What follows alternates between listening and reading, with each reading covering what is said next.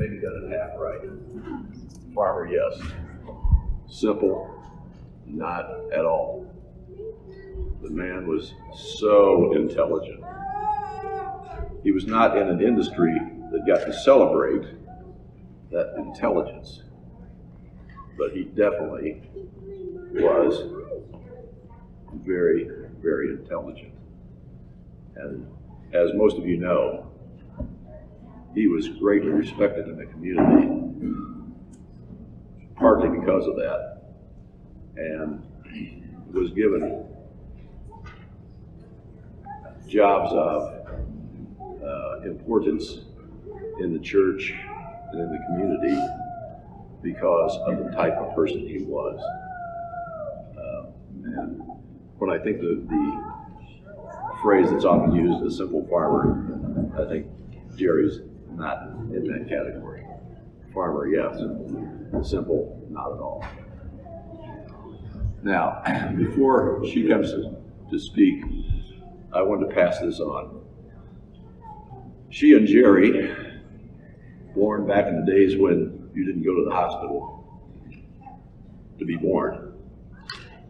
So, born at home. She and Jerry were so tiny when they were born. Their first incubators were shoeboxes, literally.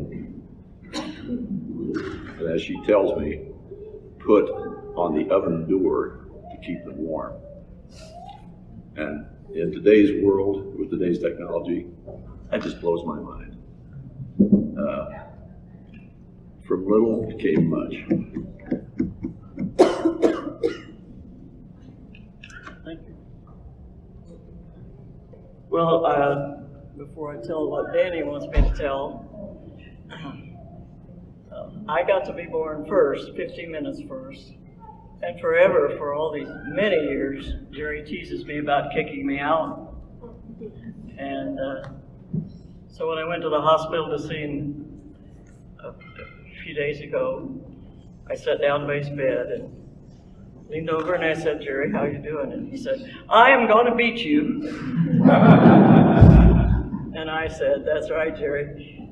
I got to come into the world and you get to go out first." Teasing even as he knew he was going out. But I grew up in this church, a teenager actually in this church, and we had a huge group of teenagers and a lot of girls. So one time we decided girls would have a camp out down on the creek behind the house. And Dad had an old flatbed, Dad had an old flatbed truck, so we were gonna put pallets and things and sleep on that truck bed. So we were having a great time. We were laughing and talking and being silly. And Almeda Caney and Marlene Current, and so many that some of you would know. And so we were having a good time, and all of a sudden, there was a terrible explosion down along the creek. Well, it just scared us so badly. I jumped in the truck, I put it in reverse, and backed toward the creek rather than driving away. So then they were screaming, "You're going to kill us! You're going to kill us! You're going to kill us!" I managed to get it in drive, wasn't drive, first gear, and took out of there. Well, we thought somebody was going to harm us because we thought somebody was smoking a cigarette. Well, what makes us think we could see a cigarette clear down the creek? You know, well, it would have been a firecracker. Well, you know who set the firecracker off? Jerry Hinkle. So he and Todd slipped from the house, went down where it was dark, went down the side of the hill where we couldn't see him, and they had brought down some sticks of dynamite. They set off that dynamite. So then when we realized it was Jerry and Todd is the culprit, the girls got together and we walked all the way up to the house, and we made our plans. We said, we're going to get some 5-gallon buckets, we're going to fill them with water, and we're going to go in the house and we're going to drench him.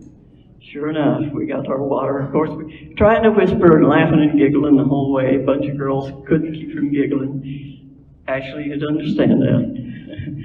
So we went up the hill, got our water, and sneaked in the house, sneaked in the bedroom. And Marlene, I think, was one of them, and Almeida that just dumped two 5-gallon buckets of water on him.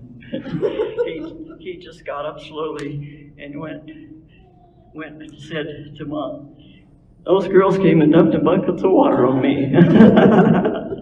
So Danny's always loved that story. He's always loved that story. So Jerry loved to not only tease verbally, he liked to put his teasing into action. So we were blessed to be twins, and I miss him greatly. Many of you have, or some of you, I should say, have heard reference to Jerry's God story, and you may not know what it is. So Donna is going to come and fill in the details on Jerry's God story, which he told many a time to impress people with God's power. And Jerry's the one that named it the God story. You know, in 2012, he had this terrible accident taking a big piece of farm equipment with a small tractor to the people he had bought it from because it had a defect, and had to cross the river, the Patoka River Bridge on Highway 241, or 41. 241's where it is. So anyhow, he looked behind him before he got to the bridge to check and make sure, is it okay if I pour over into the center of the road so that nobody will pass me? And he decided it was clear, so he did that. And he got hit by this totally, completely full diesel fuel truck, who I don't know why he didn't pay attention, but I think he was on the phone for one thing. And so anyhow, Jerry ended up at Deaconess Hospital for 3 weeks, most of that time in the, what is it called, the unit?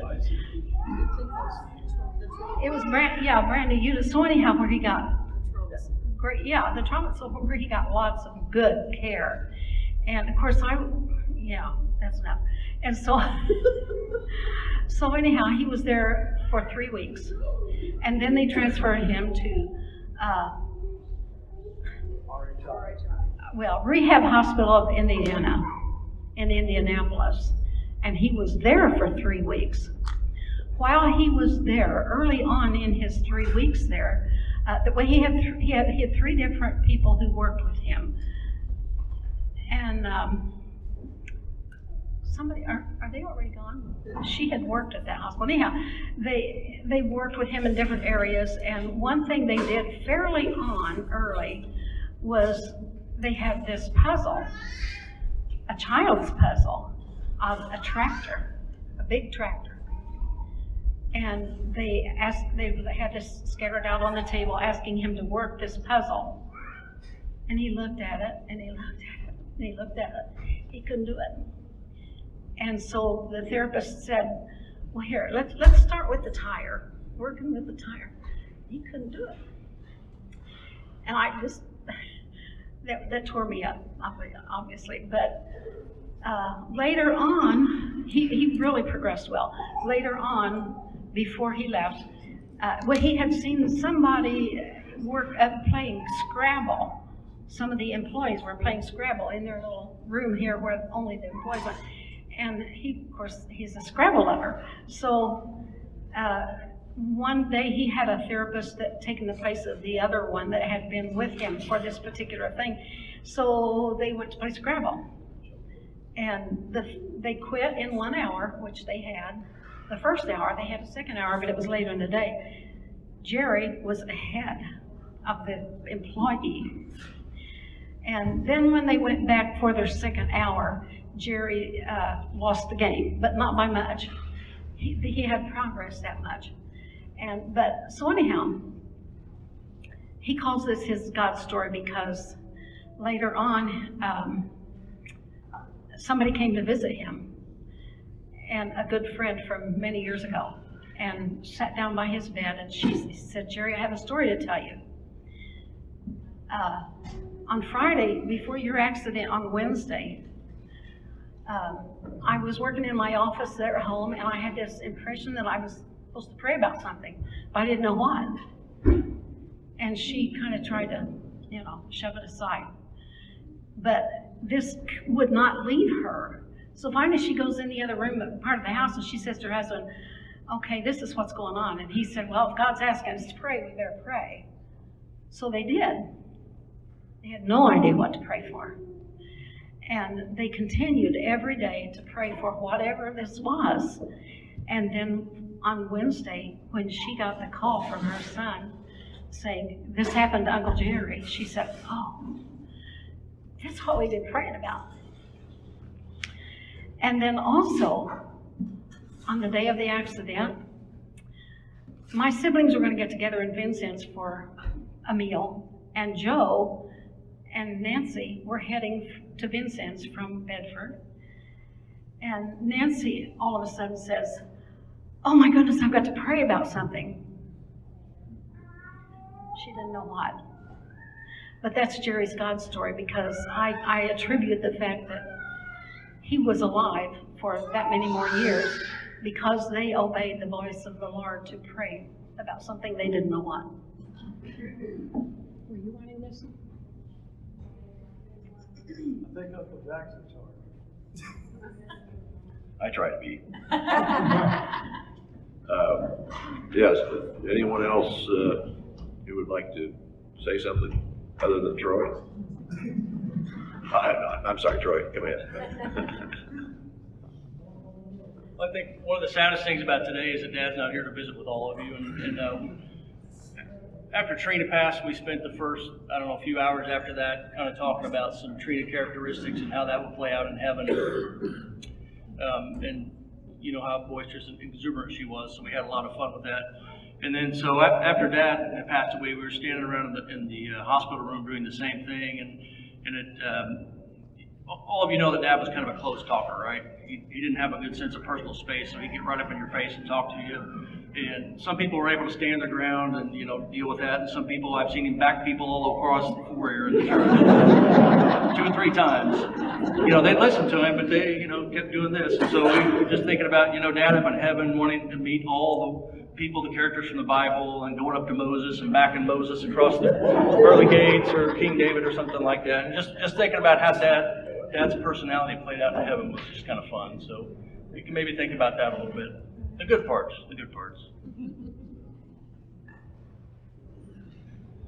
Well, there weren't very many parts of Jerry that weren't good parts. That's for sure.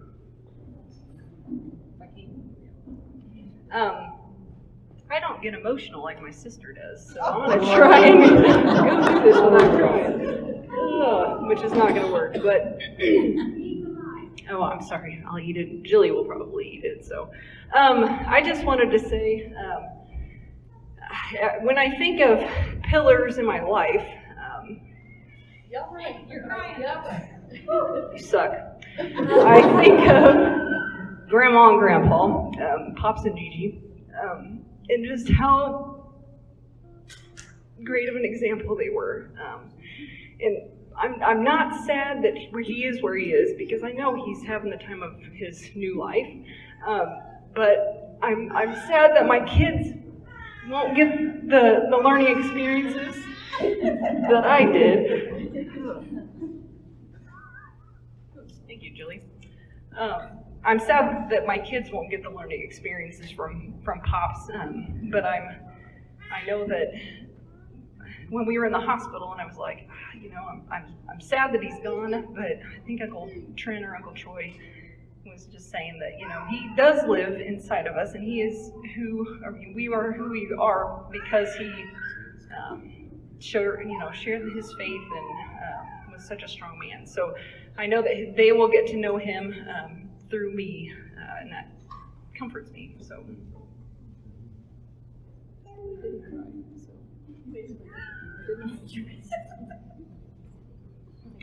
Anyone else? You don't have to be family.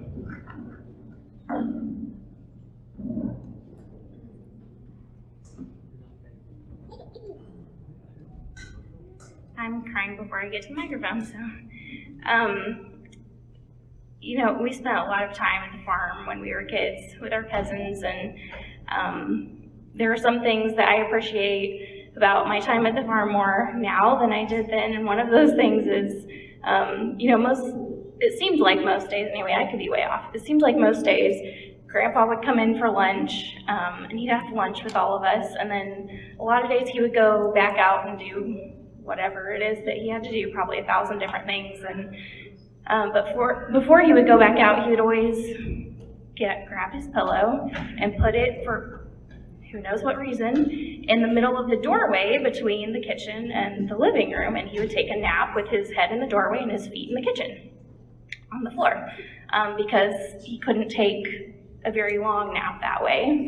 So that's why he did it. And there were probably 10 little feet running past his head the whole time, and anyway, he did, but some days, instead of going right back out to work, he would say, Sonny, why don't you go get the checkerboard, or Hannah, or whoever. And back then, I was just thinking, like, well, first of all, I don't care about checkers, really, but I was like, Grandpa, I want to play with my cousins. But now I realize Grandpa was spending time with us individually, and he was taking time out of his day when he had 1,000 things he could have been doing to take time to spend with us, just personally. And we did take lots of trips with Grandma and Grandpa, weekend trips and stuff like that. They did fun stuff with us, but checkers really sticks in my mind. And I didn't ever beat him at checkers. I remember the first time Hannah saying that she beat him at checkers, and I thought she was some sort of wizard. But I don't think I ever did. And I told him that last week. I was like, Grandpa, I never beat you at checkers. And then just something fun that I thought you might like to know. Last week in the hospital, there was one evening when my brother and Uncle Trent and I were in the room with him, and everyone else had gone home, and he was quite talkative, and he was on lots of pain medications, and he was really worried about his crop insurance. Just really worried about that. And Uncle Trent would say, Dad, Tammy's taking care of it. It's fine. You don't need to worry about your crop insurance. And Uncle Trent went to go get one of the nurses to give him something to calm him down. And he called me over and he said, Sonny, get over here. And so I went over and he said, is Trent lying to me? And I said, I don't think so, Grandpa.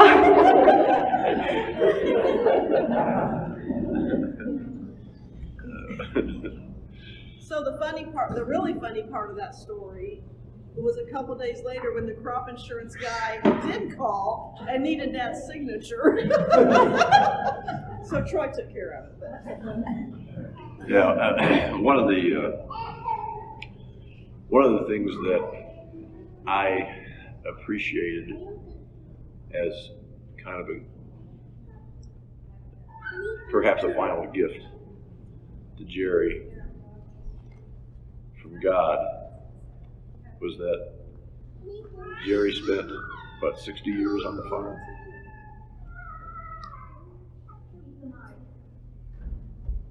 And as some of you know, some of you don't, this year was the best harvest ever in the history of the farm. And that he got to stay around long enough to witness that. Am I right? He got a lot of satisfaction out of that. And I remember asking about that and being told, well, it's been a great year. He said, we even got good corn off of that sandy high ground. I said, where's that? He said, well, it's right across the fence right next to the house. I thought, oh yeah, they never planted that in corn. They hardly ever planted that in corn because the ground wasn't the right kind of soil for corn. But they decided to go with it this time, and it was a tremendous harvest. And I just have the feeling that was one special final gift God gave to Jerry. And I think he told one of the others that there were two things he was hoping to see before he went. That was one of them. The other has to do with the 2024 election. I'll just leave it at that.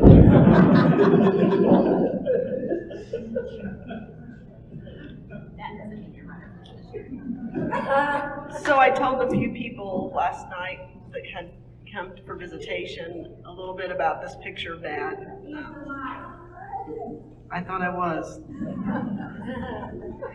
I'm full of thanks. You know, anytime you try to get a family picture of anybody, all you men out there know what I'm talking about. I'm smiling, you know? You just don't get a good smile. And this was Easter of this year. This is what Dad looked like. This is who he really was. And Ashley took this picture at Easter at Tony and Lee's house. And I said, how in the world did you get that smile on his face? I mean, Dad smiled a lot, but like I said, not if you're taking a picture, you know, it's not cool to smile for a picture. And she said, oh no, Mom, he was laughing at his own joke.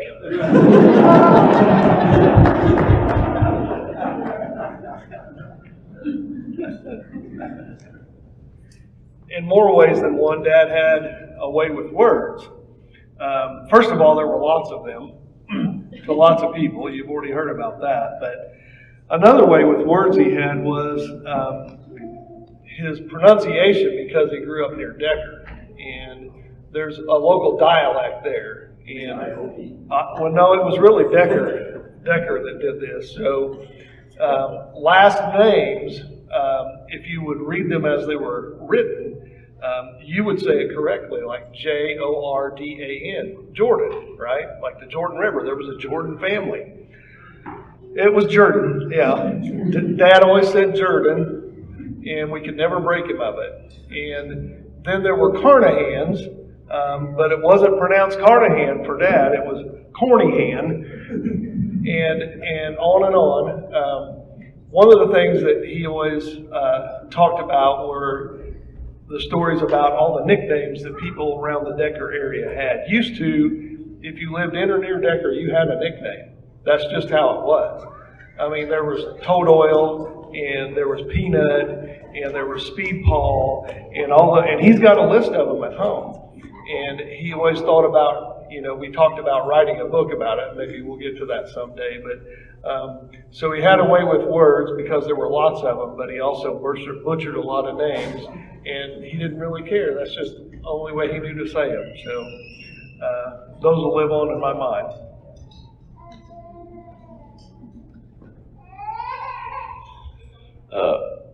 You know, Trent, that reminds me that in Decker, at the Decker High School, there's a teacher and coach who we call Dale Palmer, Palmer.